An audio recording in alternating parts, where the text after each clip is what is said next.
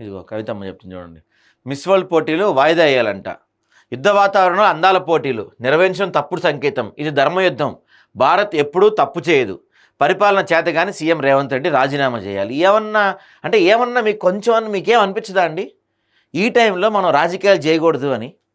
అమ్మ కవితమ్మ, అది వాయిదా వేయటానికి మీ ఇంటి ప్రోగ్రామో మా ఇంటి ప్రోగ్రామో కాదు. 125 దేశాల ప్రతినిధులు పాల్గొంటున్న ఒక ప్రోగ్రాం. ఇప్పుడు వాళ్ళందరినీ మా దేశంలో పరిస్థితులు బాగాలేదు, మీరు మీ దేశాలకు వెళ్ళిపోండి అంటే మన చేతగానితనం చెప్పుకున్నట్టే. ఆ మాత్రం సోయలేదా కవితమ్మ నీకు? ఆ మాత్రం తెలివితేటలేవా? ఆ మాత్రం ఇంకితం లేదా నీకు? మరి ఇక్కడ పాల్గొన్న అందరూ మేకప్ వేసుకొని వచ్చారు. మళ్ళీ అంటే ఫీల్ అవుతారు. కానీ మరి దేశం గురించి అంత ఇష్టంలో అందరూ మేకప్ వేసుకొని వచ్చారు ప్రతి ఒళ్ళు. ఈ టైంలో మీరు మీ పనికి మాలిన రాజకీయాలు పక్కన పెట్టుకోండి దయచేసి. ఎంత చేతగానితనం మన దద్దమ్మలు మనం ఒప్పుకున్నట్టు అవుతుంది తెలుసా?